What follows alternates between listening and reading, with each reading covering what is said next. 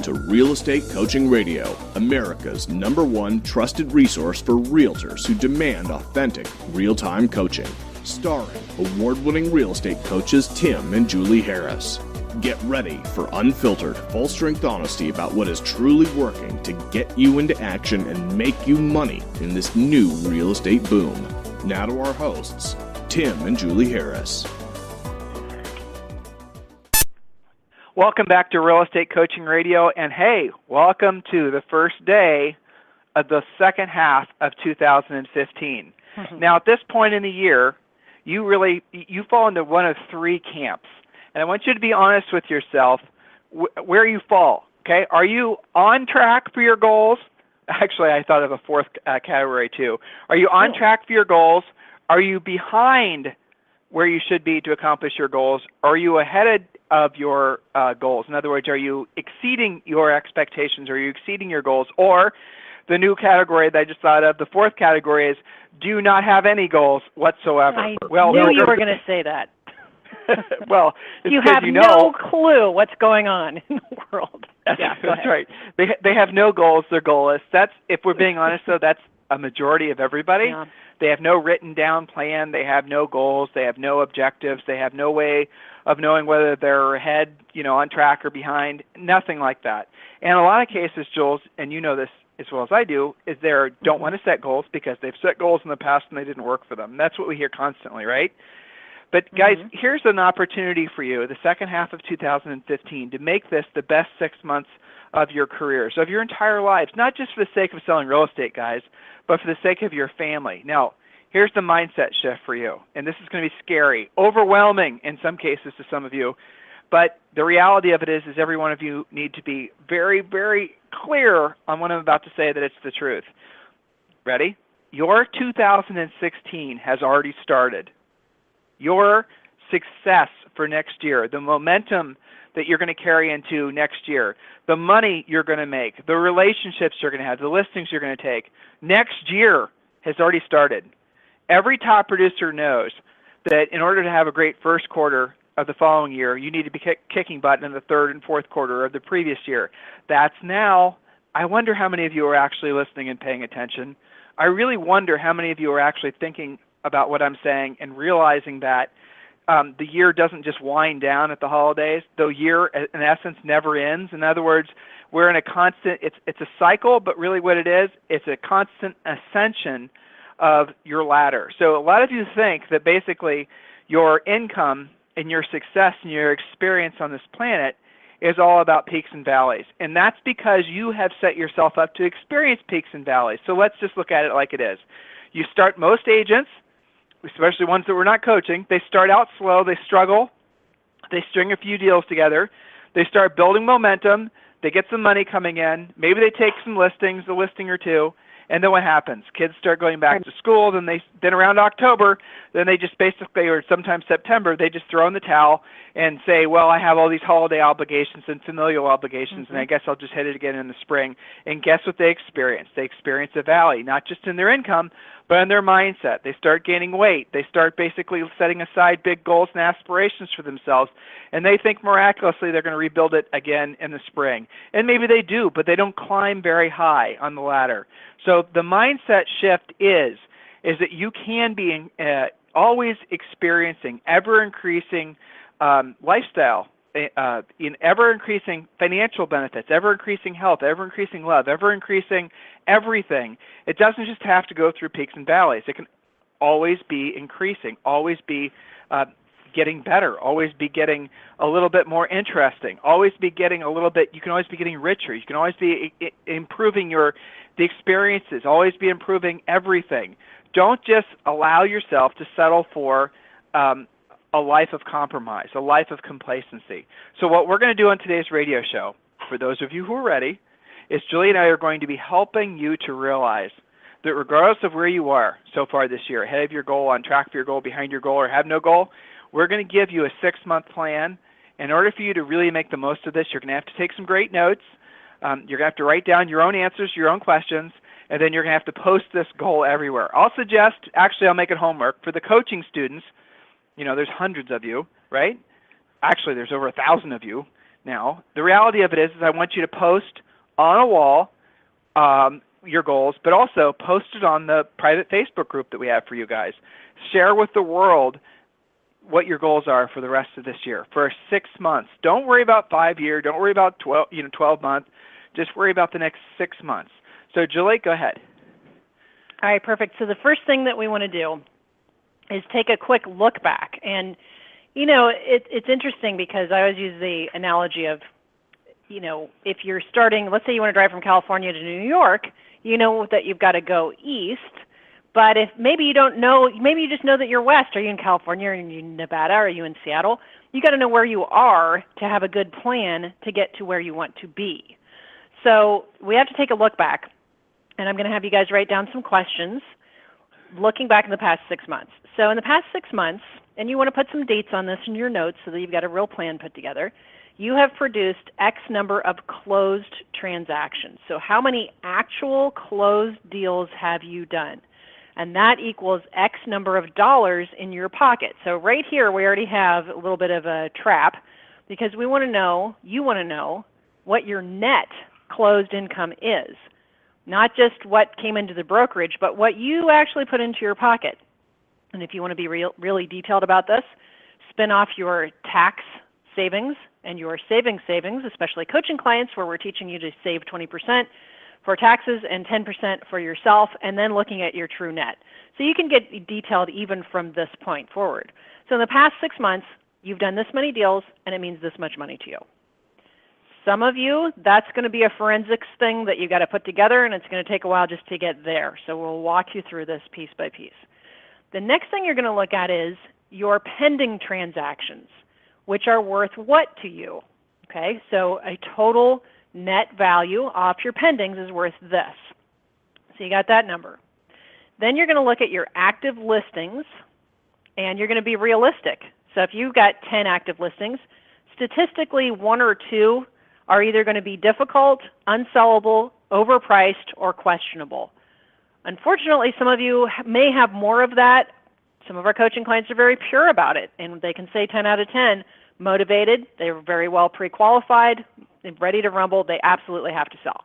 So be honest about your listing inventory. Only count the ones that you know, as much as you can know, will be selling. So if you got something $100,000 overpriced, probably you don't want to count it unless you're going to get on the phone right now and get it to the right price. Okay, so that's what your listing inventory is worth. You can also do this with buyer inventory, although that's a bit more of a moving target. Tim, as you always say, there is no buyer who actually has to buy versus listings who have to sell. But you can use a little filter on that. You know, the relocating executive that you have a good relationship with and you know they're going to buy this weekend. That's maybe different than somebody who says, well, if you can buy me a 5-bedroom on the beach in Southern California for $300,000, then I'll move. Well, that doesn't exist. So be realistic. All right, so far, Tim, does this make sense? We're looking at what we've already done. We'll look at what we got pending. We're looking at the value of our listings, the value of your buyers.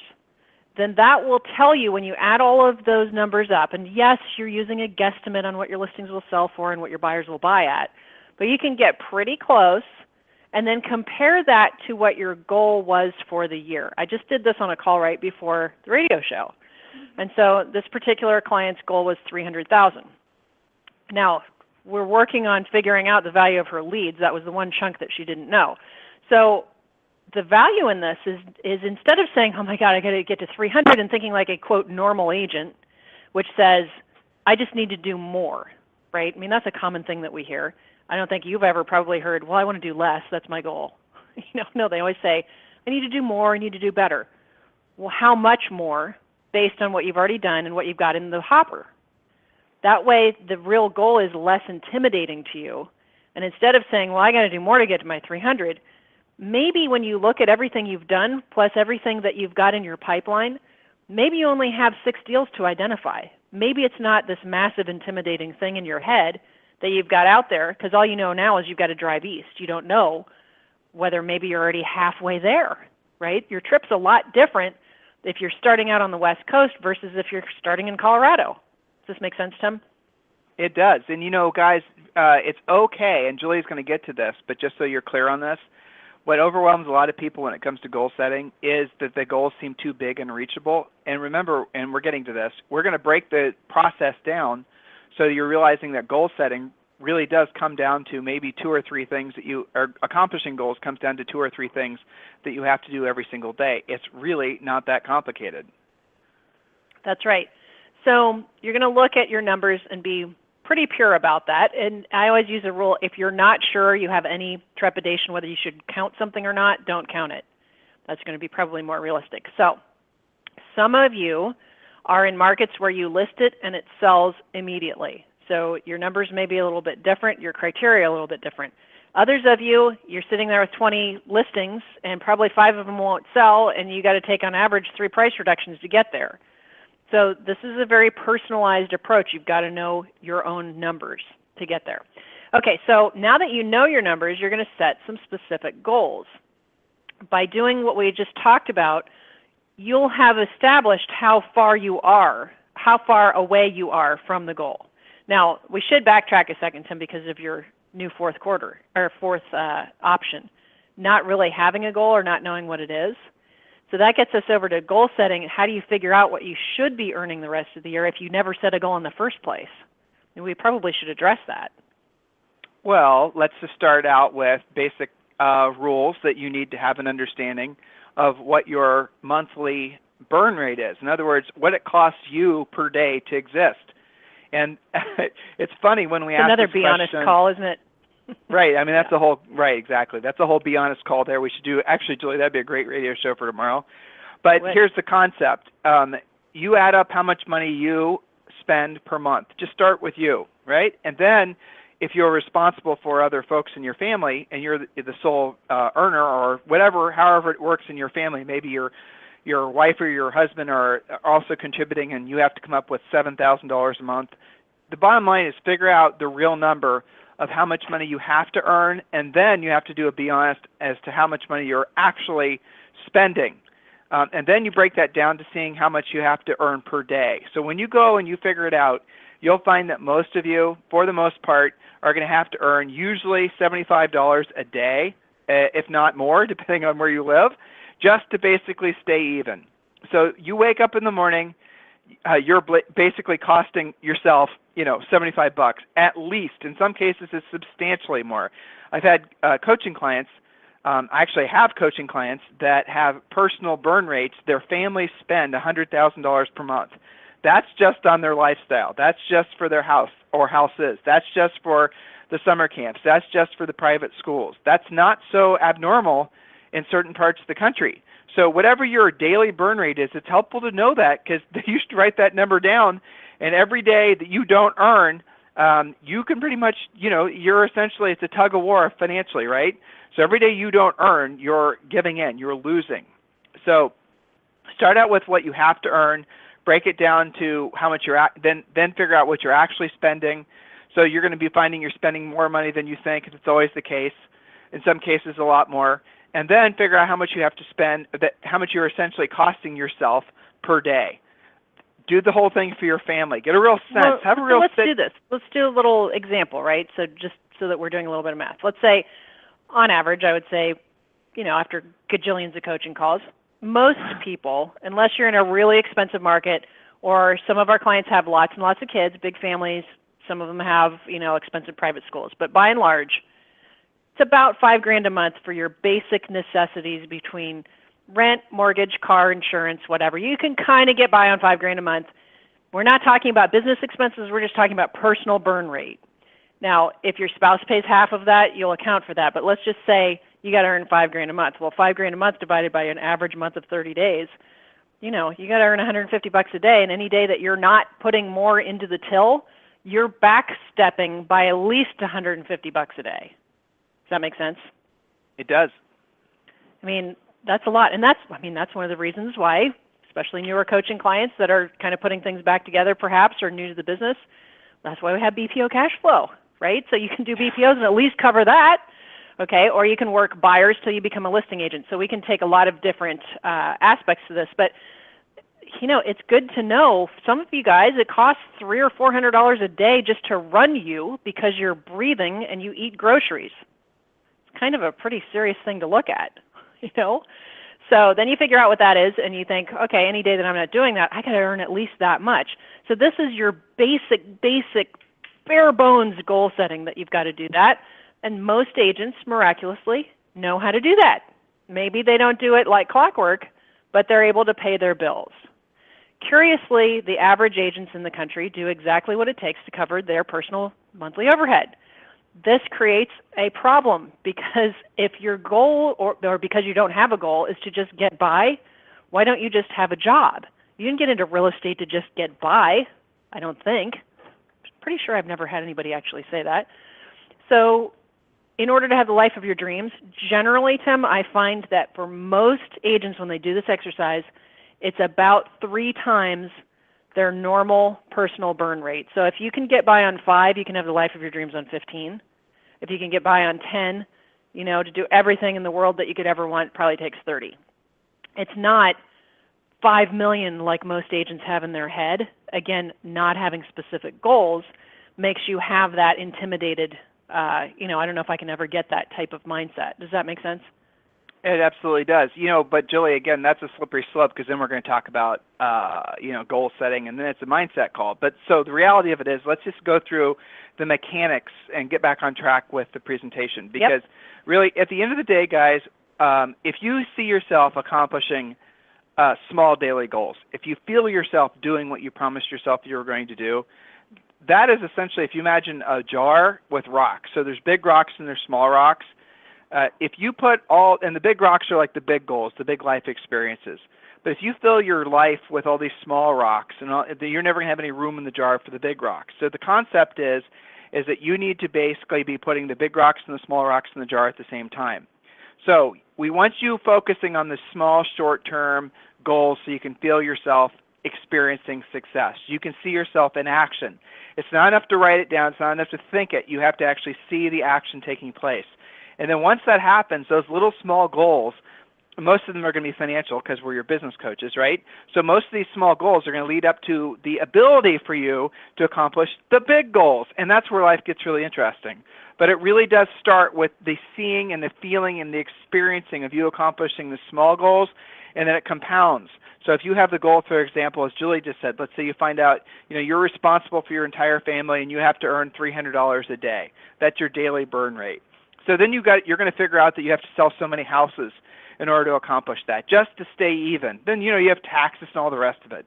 Well, let's say you want to add on top of that you want to be able to spoil your family for the holidays. You got to start thinking about that now and taking actions for that now and setting aside that money now. You want to pay off some debts. You want to, you know, set aside some more money for your kids' 529 plans, or you get the idea? So what happens is when you write all these things down, you come up with a dollar amount. And Julie, so that's a good place. That's a good segue for you to jump back in on the mechanics. Yes. Okay. So the first thing, if you didn't have any goals at all, you got to establish what's it cost you and make that your basis. And maybe you're already doing that, and it's time to add on. If you're not already regularly achieving that, maybe your goal is simply to get to X dollars a month, month in and month out, like clockwork. If you're there, then you go to like the treasure map and the goal setting. So let's just say you've got your number established. Okay, now it's time to set your goals for the next 6 months. Write down, knowing my numbers, I now need to list X number of more properties. So I will have X number of active listings by this date. And I can tell you, our coaching clients all have this goal. Whether they're a new listing agent or a grizzled veteran, they all have an active listing inventory goal. Listings are the fuel that drives the engine of your business.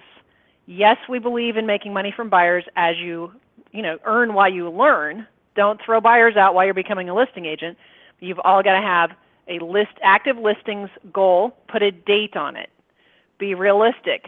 Then it tells you that's about this number of listings taken per week. So if you're not a strong listing agent yet, maybe it's 1 per month. Maybe it's 1 per week. If you're already able to take 1 per week, make it 2 per week. I have personal coaching clients where their goal is 1 listing per day. We're moving them to 2 listings per day. Look at what your goals are and make what you've got to do based on your goals. You're so much more likely to do it. Now, for that to happen, I must work blank days per week for a total of blank work days during this period. So this is where you figure out realistically how many real work days do you have left in the year. Take out long weekends, those of you who have kids going back, week of kids going back to school. You've got holidays to plan for, maybe a summer vacation you haven't gone on yet. So be realistic. Those of you who are heavy hitters that go, and then hit the wall, plan out some breaks for yourself so that you don't have that, up and down phenomenon. And I think all the coaches are pretty good with you on making you do that.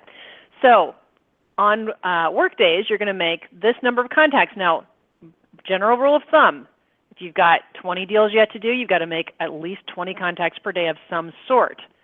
Or blank contacts weekly, setting a minimum of blank appointments per week. Remember, we're much more focused on appointments than on time spent or ultimately contacts, but you've got to make the contacts to make the appointments, so it's all related. Of those appointments, I will list blank percent. And again, we believe in you taking 100% of what you go on. That assumes that you do what we teach you to do, pre-qualifying the rest. So I won't muddle the waters with that. But we need to get down to our numbers. So how many days a week are you working? How many contacts are you making? How many appointments are you setting? And what is your listing percentage goal? In order to sell my listings more quickly, which isn't a problem for some of you, you've got to do more coming soon strategies to make them sell less quickly. I get that. But, again, look at it locally. Look at these numbers personally. You're committed to reducing each listing every 2 weeks or 10 showings, whichever comes first. So that's part of this. And Tim, don't you find even in these markets that are really hot with, values going up and multiple offers, there can still be overpriced listings there too? Well, of course. I mean, I was just on the phone with Brandon Jackson this morning, and he is in a very hot market that stuff, sells really strong. In his market, yesterday there were 3 expireds, but today there were, I think he said, 35 expireds. And There's an average of an expired a day. Well, it's wow, but it's not really. It's actually for his market. That's considering the number of homes that are getting sold. Yeah, that's a pretty low number. Yeah, but if you guys were to go into your own MLSs, by the way, in case you weren't using Mojo Sells, and you absolutely positively should be using Mojo Sells because they do all this expired research for you, and they load it up into their auto dialer. So literally, all you have to do is hit a green button in your computer screen that says start, and you will have the auto dialer start calling. Use our scripts, have them in front of you. You can start going after these expireds. But in his market, Julie, there's 60 to 70 expireds per month. That's the bottom line. So there's still tons and tons of opportunity, even in a marketplace that's really hot.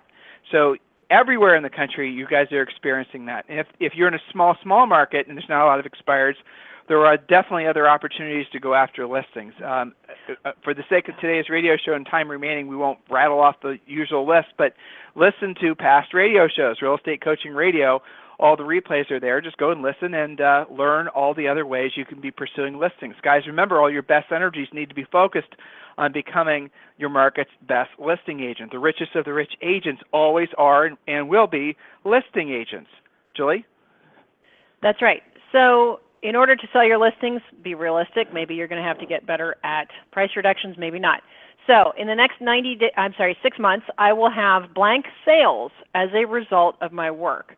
Blank of them will be listings and blank will be buyers. This will be a total of blank new escrows, which is worth this amount of money in new pending commissions. In other words, my goal over the next 6 months is to produce specifically this much money. In the next 6 months, it will be the best 6 months of my career because I will do what I just listed. That's a plan. That's not just rolling out of bed and saying, I need to do more. Big difference, right?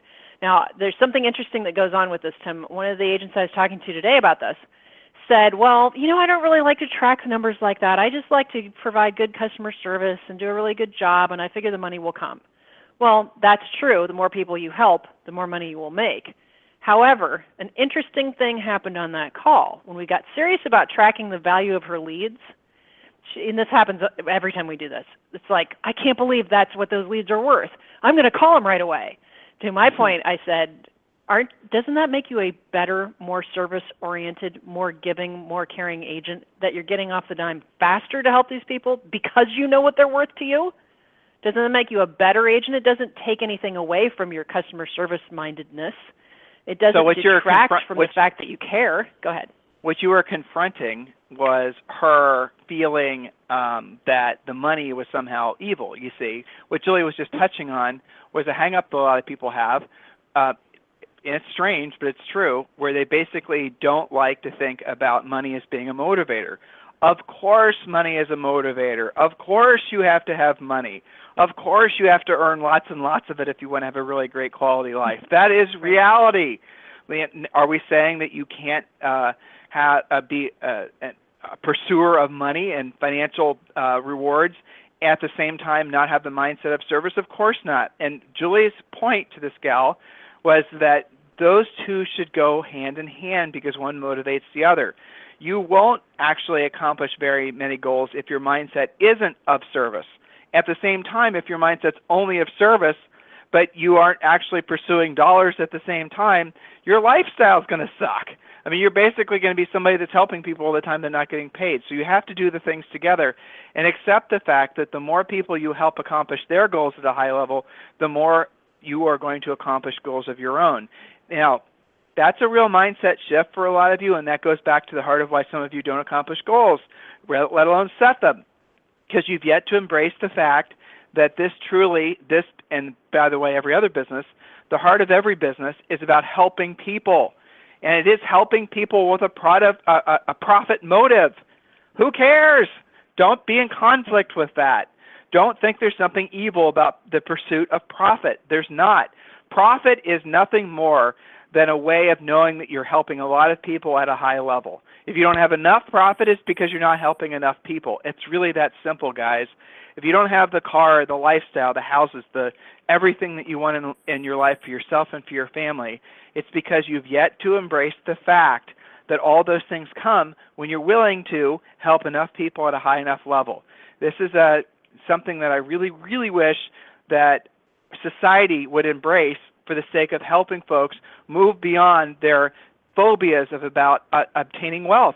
When you have wealth, when you've been able to help thousands, if not millions of people, then what happens is you accumulate money, and then you can start, doing some of the other things with your life that you've always dreamed of. And if you don't have dreams that are really going to necessitate you helping more people, well, now it's time for you to think bigger.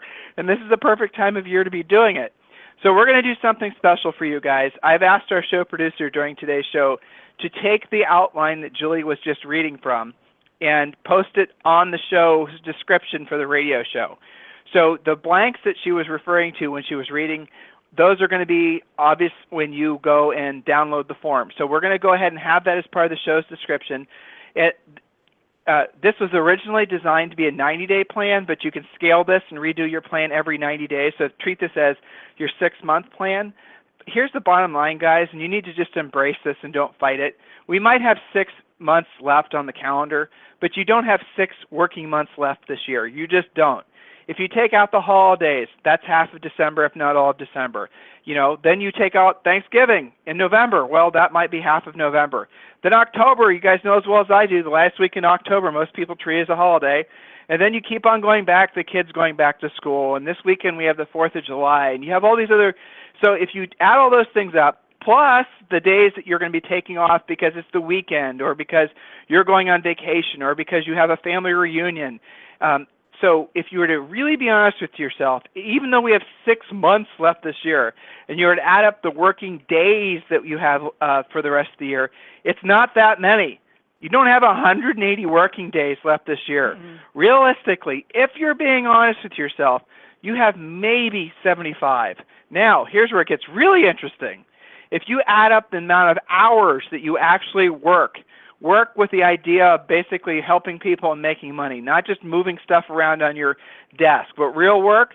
Most people don't work with the real true work for more than 2 hours a day. So let's assume you're just really truly working for 2 hours a day, and you're really only going to be working another 75 to 80 days this year. Add it up, guys. I know some of you are going to be in conflict. Get a calendar out. Put a big red X over the days that you're definitely going to be working, not taking off, going to be focused on actual work. And then add up, on average, 2 hours a day. Most of you are only working, ready for it, another 150 to 175 hours yet this year. Yeah, you might be at work, but you're not actually doing anything that's going to lead to a paycheck. That's kind of scary when you consider that.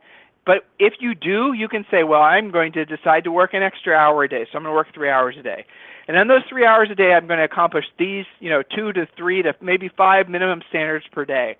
And I'm going to accomplish these goals. And I'm going to write my goals down, and I'm going to follow the plan that Tim and Julie have just laid out for me. Or from a coaching client, I'm going to do as my coach asked me to do so I can accomplish my goals. Your 2016 has already started. You still have time this year to make this the best year of your life, but in another 90 days, I'm not going to be saying the same thing, because at that point, we're going to be talking about next year almost exclusively, because everything that would have happened in 2015 in your business will have already happened.